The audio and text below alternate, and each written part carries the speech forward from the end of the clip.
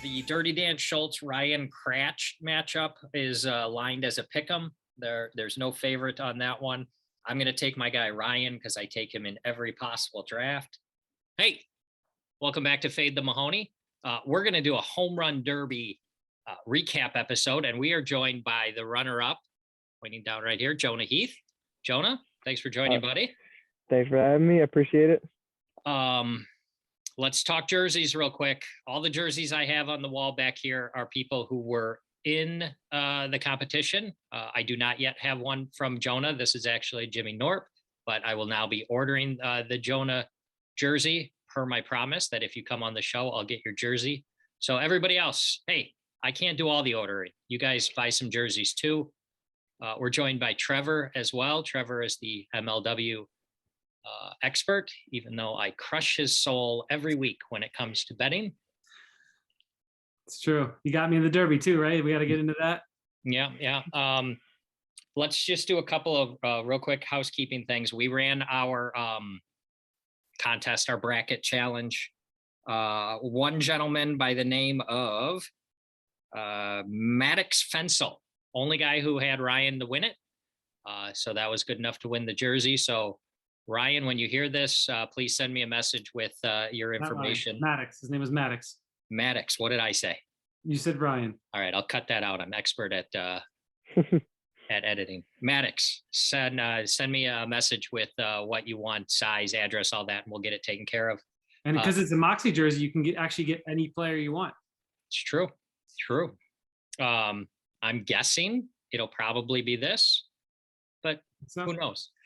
Jonah, we had quite a few people fill it out actually, and Robles was the overwhelming plurality, I guess, at least probably 50% of them had him. One Ryan, a couple of the Schultzes. You were actually in there twice as well, so you were represented well. We appreciate everybody who filled out the brackets to join the contest. You got any, everybody's Ryan today. I'm drunk. Trevor, you got any hard-hitting questions for Jonah here you'd like to start off with? Not really hard-hitting, but, questions, I guess. I guess first thought was, what was your feelings on the bracket format versus last year, and how was it, how were the contests different for you individually? I think the bracket format was actually really cool. I think it gave it a little more just a competitive drive to it rather than, everyone trying to hit as many homers as they can. They have to compete and go head to head, which I think is cool. I think the seeding is cool. I think hopefully it'll work itself out a little bit better in the future, but I think it's a good setup. I think it's pretty cool. Should we, Trevor, give ourselves credit for how we did the handicapping? And I don't know. I mean, in the future, if they want to rely on us for the seeding, maybe that might be a good idea. Yeah, our handicapping was pretty on point. I mean, you had to feel pretty happy, getting the first matchup you had being Jay Chatty, who can't hit a ball to save his life. So that must have been nice for you. That was funny. Yeah, no, it's just, I thought it was funny because I saw it come out and I was like, really? Like the two past tournament or derby champions going head to head. So I thought that was pretty cool. It was a cool little extra drive to fight against them. Yeah, for sure. I saw, I think maybe it was on Discord, I think maybe it was actually Jason said that in that first round, you hit 9 home runs and only had 1 out, right? So you came out firing? Yeah, so since I was a higher seed, they let me choose if I want to go first or second. I was like, he can go first. I'll see what I have to catch up to instead of putting the pressure on him. And he hit 8, and I was like, okay, that's a pretty solid round. Throughout the day, that was one of the best rounds. And yeah, I got up there, I hit 8 home runs and tied him before I made my first out. And then, I made 1 out and then popped the last 1 out. So were those your first swings of the day, or is there a warm-up for you guys? How's that all work? No, yeah, you get 1 warm-up swing and then your round starts. So that was actually my first swing of the day. Yeah, so it must be nice to be locked in right there. What'd you eat for breakfast that day? Jesus.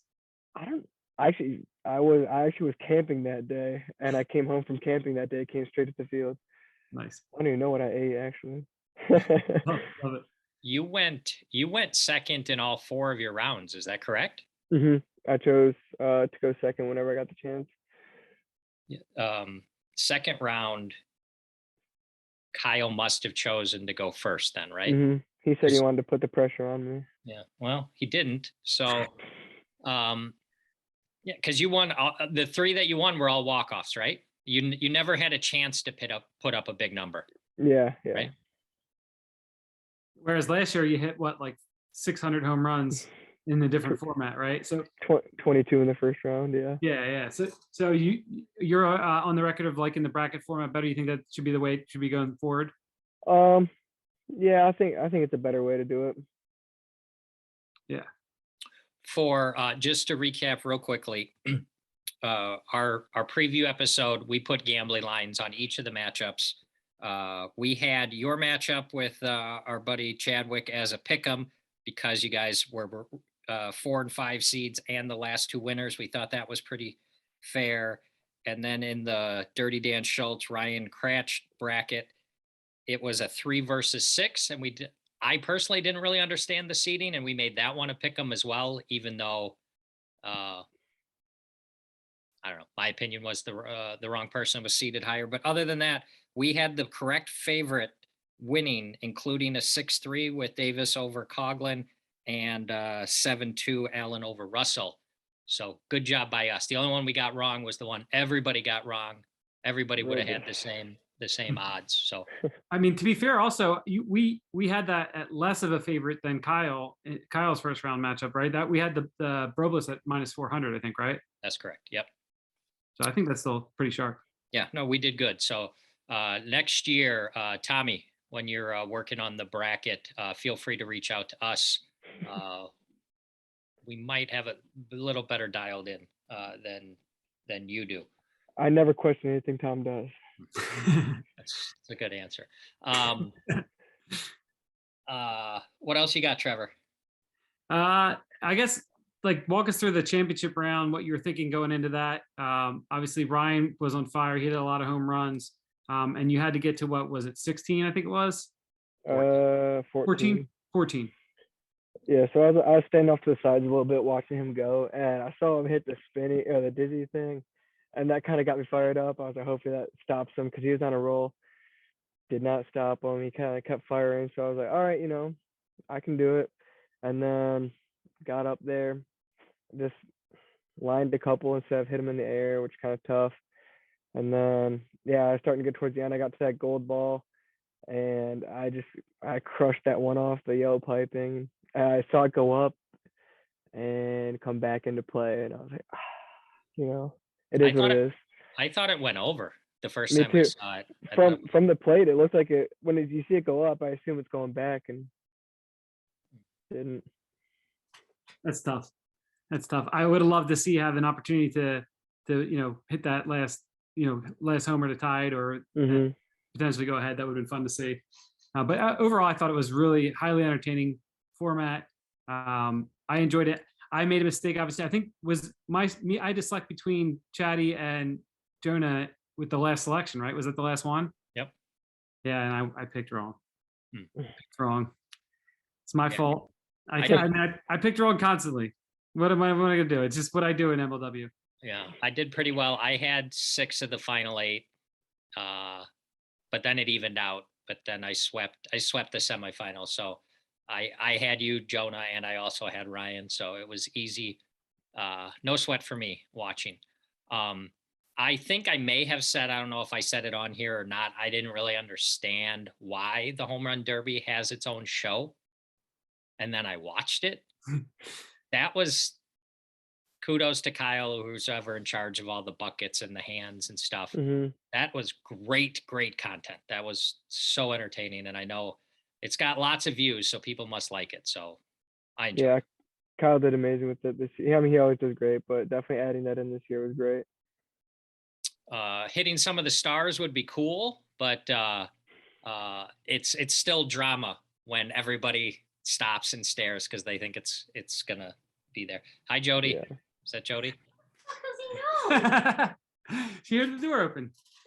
At some point, they're gonna hit the stars, or they have to make them bigger, right? They gotta figure something out because there's got to be.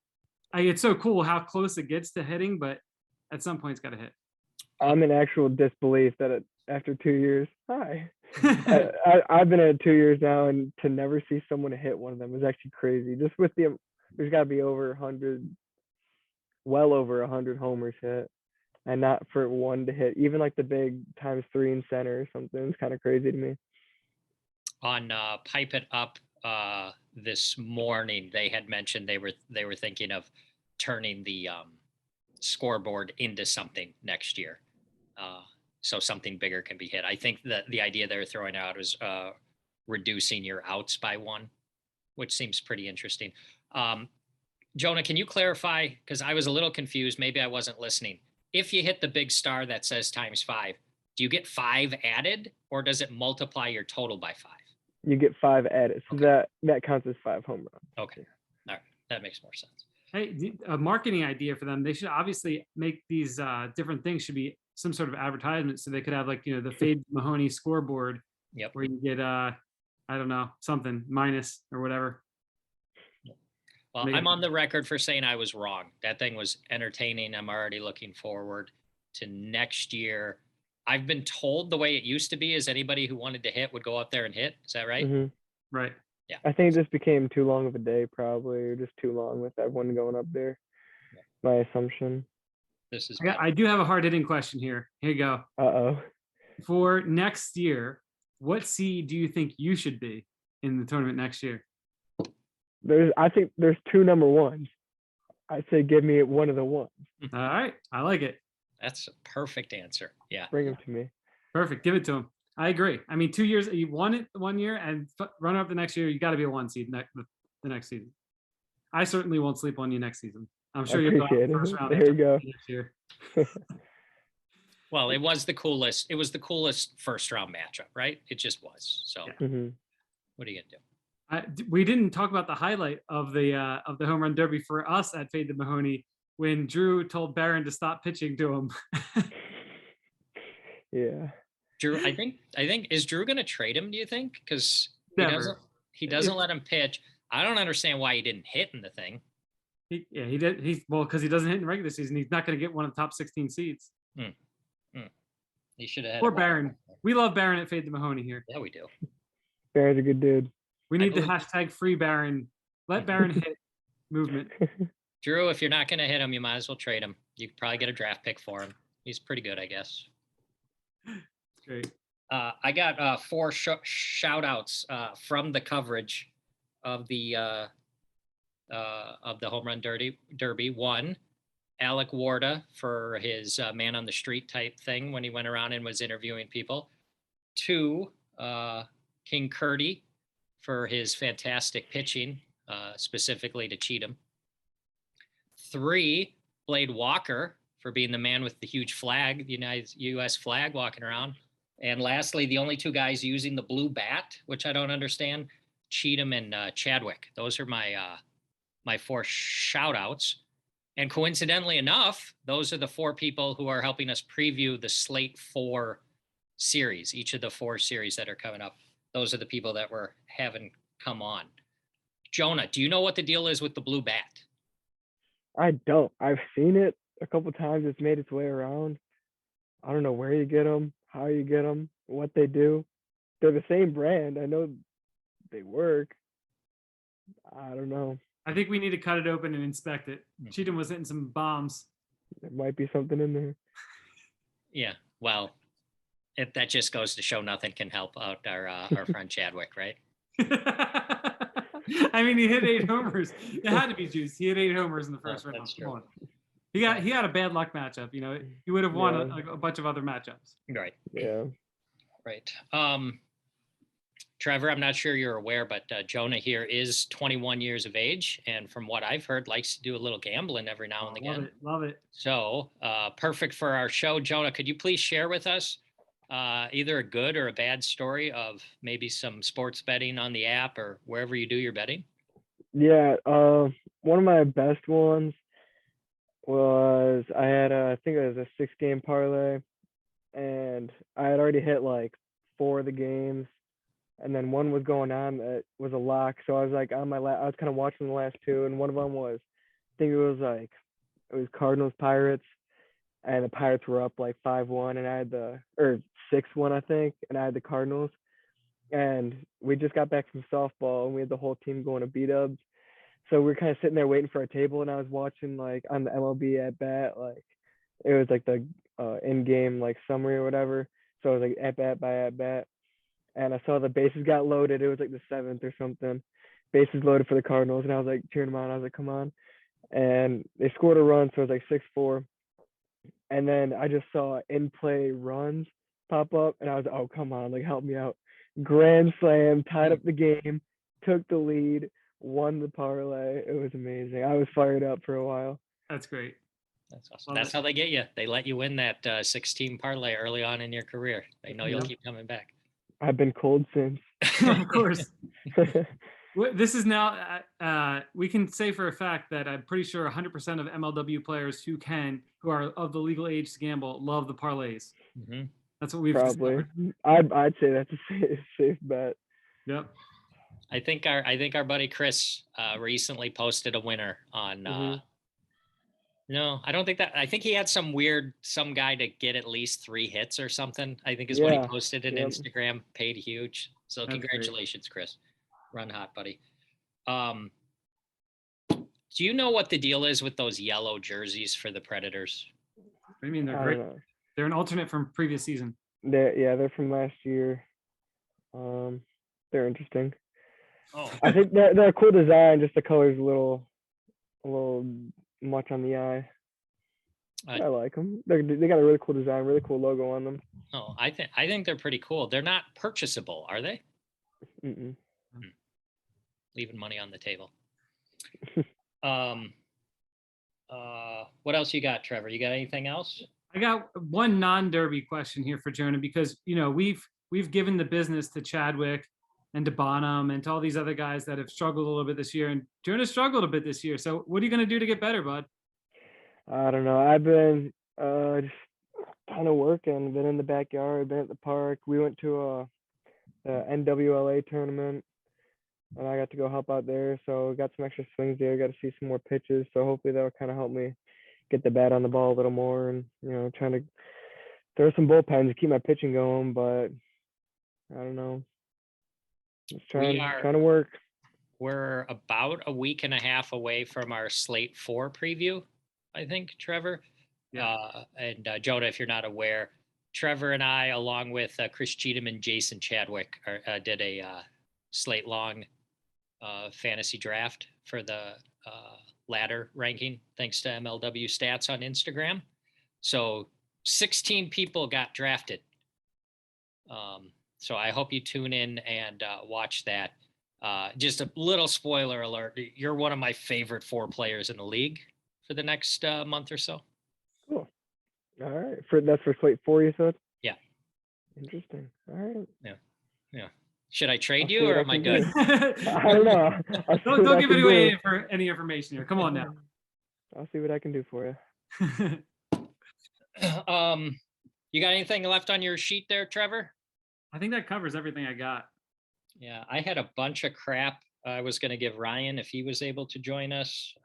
On Pipe It Up, they had asked the question as to whether or not he was a legitimate champion, which I thought was pretty rude. So I wanted to get his take on that, but we'll touch base with him down the road.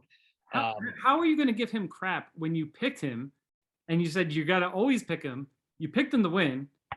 Why were we going to? Oh, no. I was just going to try to rile him up from what they said. No, I pick him every chance. I think I've had him.